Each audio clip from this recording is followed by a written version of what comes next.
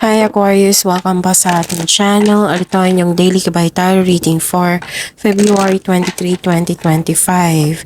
Please bear in mind that kung naka-resonate kayo, comment down. Kung hindi kayo naka-resonate, bigay niyo po sa Hipakasaid channel reading po ito. This is for you Aquarius ngayong February 23, 2025.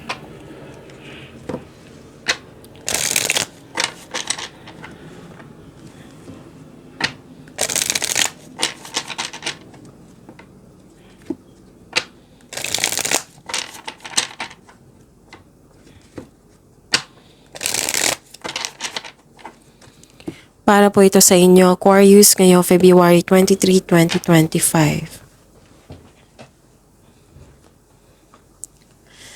Maraming salamat po sa inyong patuloy na suporta at maraming salamat din po sa mga hindi nag-skip ng ads. Gamitin ang reading na ito bilang gabay lamang sa mga hindi pa nag-subscribe. Subscribe na po kayo at click bell notification para malaman nyo na may bago tayong video. Para sa mga gustong magpa-reading po, may lumabas dyan sa screen nyo ngayon. Panoorin nyo po at sundin ang instruction. Spirits Guide, mga ganap po para kay Aquarius ngayong February 23, 2025. Para po kay Aquarius.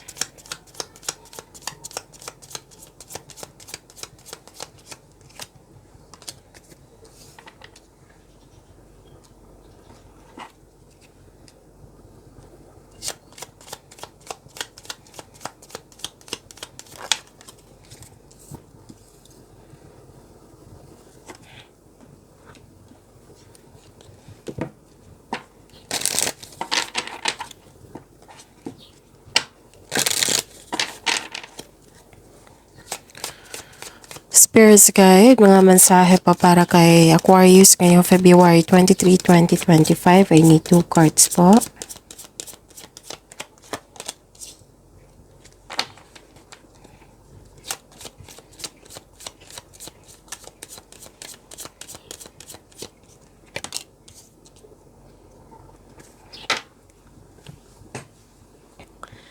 Okay. Aquarius, ngayong February 23, 2025. Sinamahan ka ng iyong favorite person ngayon. Natuwa ka sa kanya or sa kanila kasi nagbigay ito ng loyalty and support sa iyo. Pwede din may bago kang kaibigan, kakilala na magaan ang loob mo sa kanya.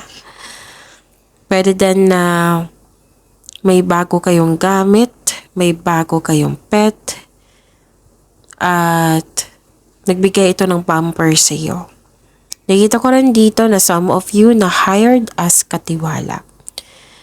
And may nakita ko ditong worries and stress. Pwede kasi may nakita kong loss dito.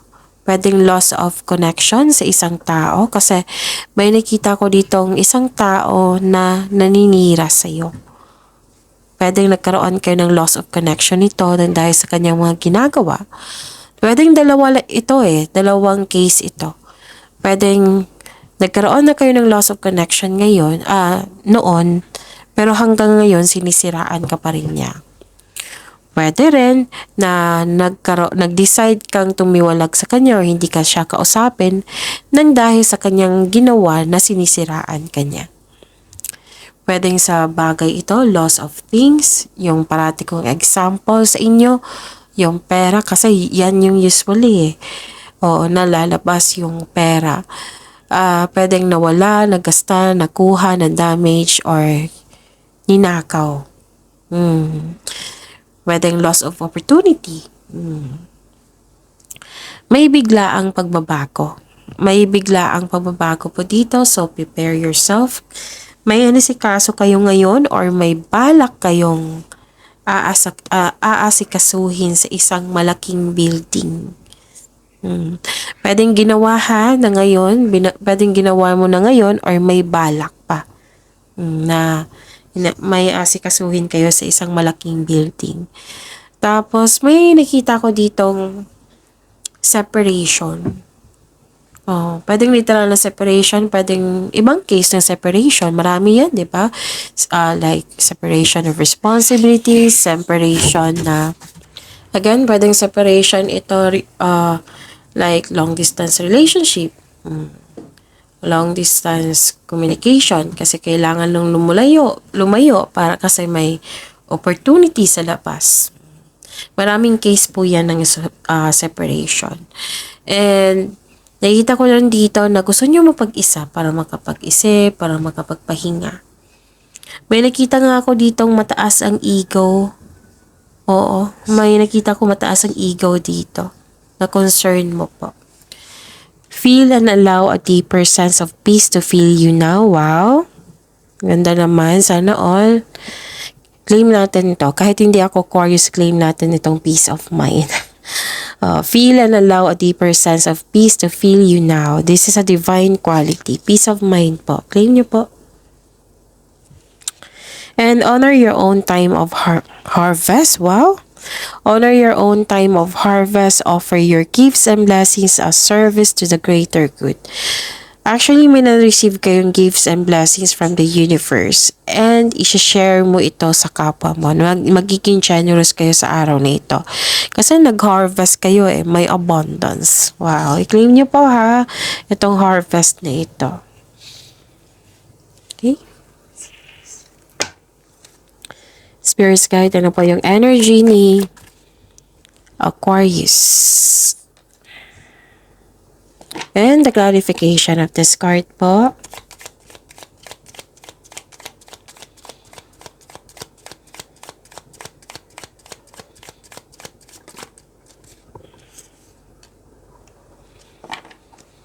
Excuse me, It's okay. Sensya na po, may nagsalita. Okay, so Aquarius, kailangan ko ng mahabang pasensya niyo po kasi still slow ako magsalita ngayon kasi may sore throat ako. Magaling na. Pero may sipon po at ubo ako. Kailangan ko lang slow yung magsalita para maintindihan niyo po yung mensahe. Kasi kung bibilisan ko,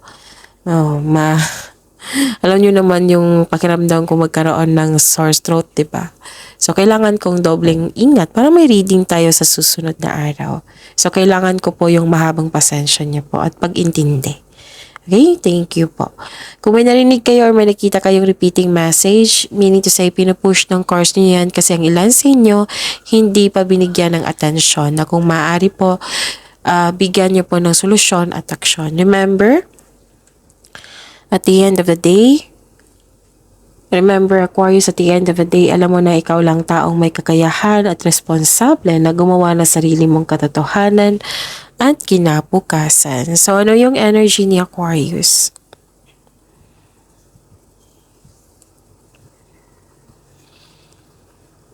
Nakikita ko dito na nagkaroon, may taong hindi totoo sa inyo. Nag-clarify siya dito sa inyong oracle cards.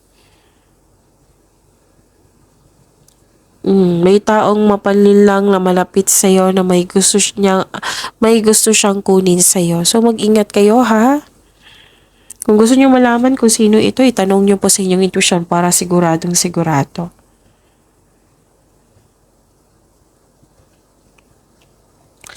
At may babala po dito, may reminder po ang card niyo po dito, Aquarius, na may obsession po daw sa isang bagay or sa isang tao.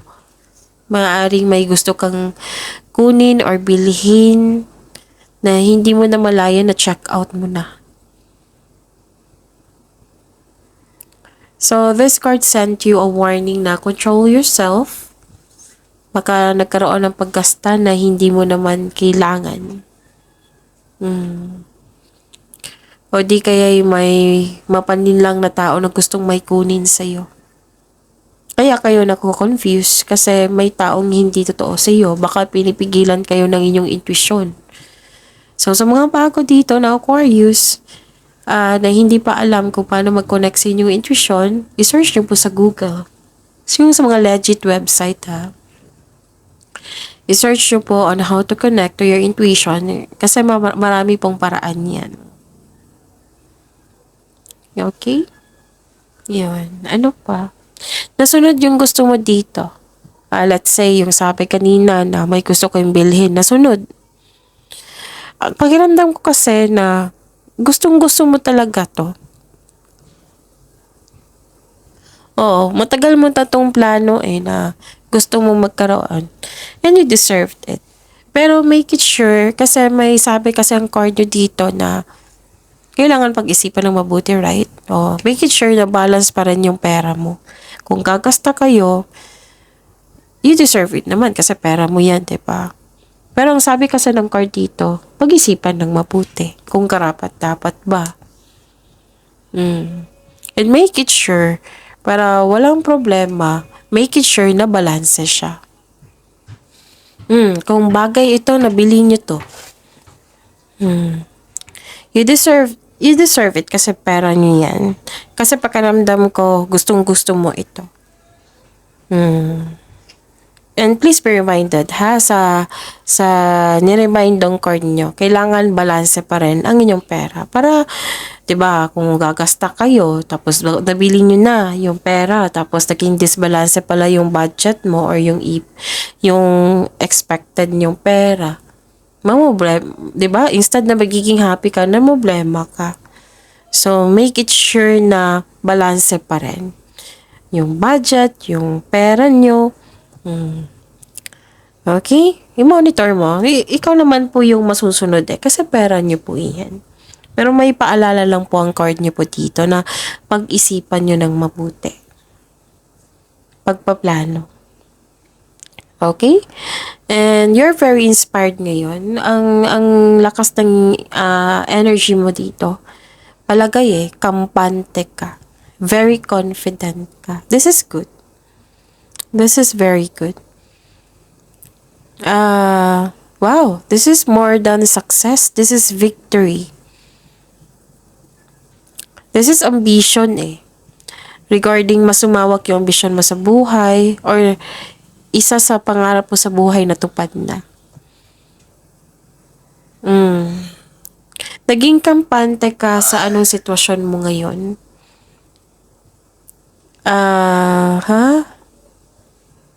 So, own your space with confidence.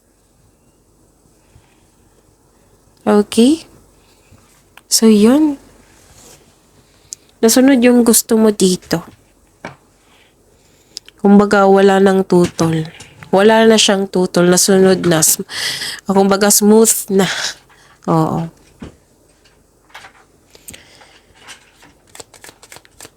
Spirit's Guide. Career and money po ni Aquarius ngayong February 23, 2025.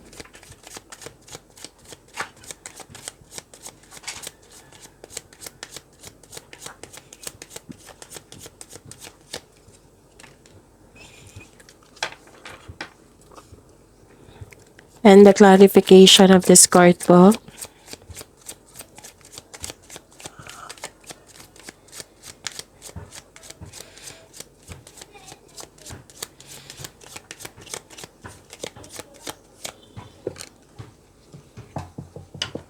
Okay.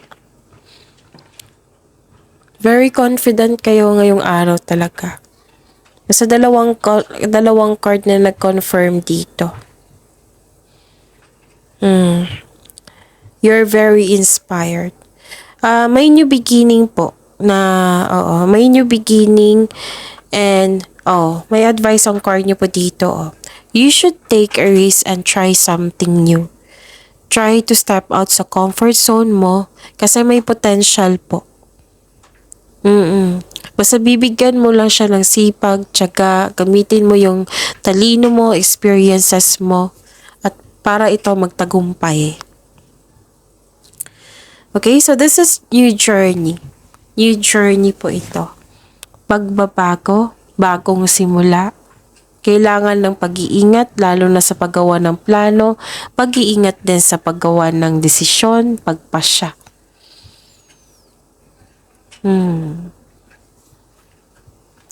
So, take a leap of faith and trust the support of the universe. And please know, Aquarius, you are divinely guided.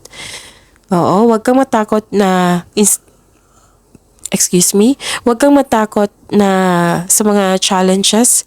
Instead, i-acknowledge mo ang mga lessons na na-encounter mo. And And this will lead you to new experiences po. This will lead you to new opportunities. So, ito yung magkakaroon siya ng personal and itong pagbabago na ito, magkakaroon po siya ng personal and spiritual evolution. Oh. Ang lakas ng confidence nyo, hindi ka takot sa mga obstacles. You know you are on the right path.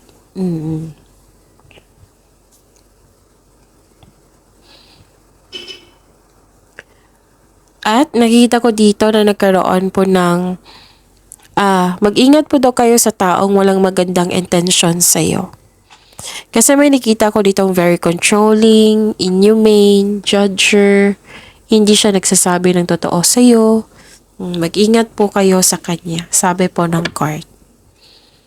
Kung gusto nyo malaman kung sino po ito, itanong nyo po sa inyong intuition. Spirits guide, love life, self-love, partnership, and romance ni Aquarius kayo February 23, 2025.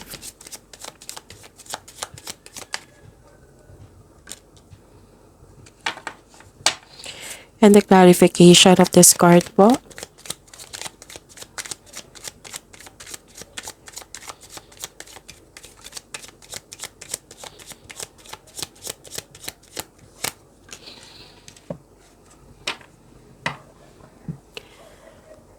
Maraming salamat po sa patuloy na tiwala at suporta sa ating channel at maraming salamat din po sa mga hindi nag-skip ng ads. Okay. A delay to your success in some way. I know this is very disappointing pero temporary lang po ito. Kailangan nyo pong maghintay kasi darating naman po ito. Hindi naman ibig sabihin na delay is cancel. Delay lang po na kailangan ng mahabang pasensya. Okay? So, the delay is all part of the process. Stick sa inyong plano at continue to work diligently. You're almost there. Huwag kayong mag-give up. Excited ka eh. Excited ka dito, Aquarius. Kailangan mo lang maghintay po. Alam nyo naman na success itong delay na ito. So, it's okay. It might be tinatest yung patience nyo, 'di ba? So, yun. Okay. Para sa mga single, magkakaranas ka ng hirap sa pagtanggap ng bagong tao sa buhay mo. Gusto mo nang pumasok sa bagong relasyon pero guarded ka. So, sabi ng card niya po dito, try to fix and forgive yourself. Try to fix and forgive yourself first bago tumanggap ng relasyon upang sa gayo'y mag-alang yung pakiramdam at isipan para harapin ang bagong yugto ng iyong buhay pag-ibig. Para sa mga marelasyon sa buhay mag-asawa, mahabang pasensya mo sa iyong partner. Isa sa inyo nagkaroon ng mataas na ego or pride. Ito yung sinabi ko kanina sa inyo sa oracle cards na may concern sa isang mataasang ego. Lumabas siya dito. Isa sa inyo nagkaroon ng mataas na ego, nakaramdam ng pagod pero ayong sumuko. Ang sabi po ng card niyo po dito, subukang maglaan ng oras para mag-usap po. Mag-usap kayo tungkol sa inyong concern. Nang malaman din niya yung concern mo at magkaroon kayo ng adjustment para magkasundo kayo. Kasi relasyon is, promises. What I meant is, relasyon is a teamwork. Hindi ibig sabihin, okay sa isa, labag sa isa. Hindi naman pwedeng ganun. Yung kailangan magkasundo talaga, adjustment.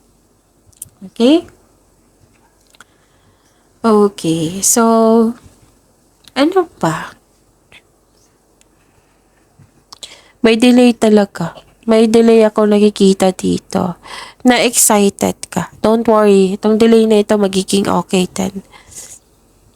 Nakaramdam ka ng pagod pero okay na. Malapit mo na itong makuha. Malapit na ang resulta. Malapit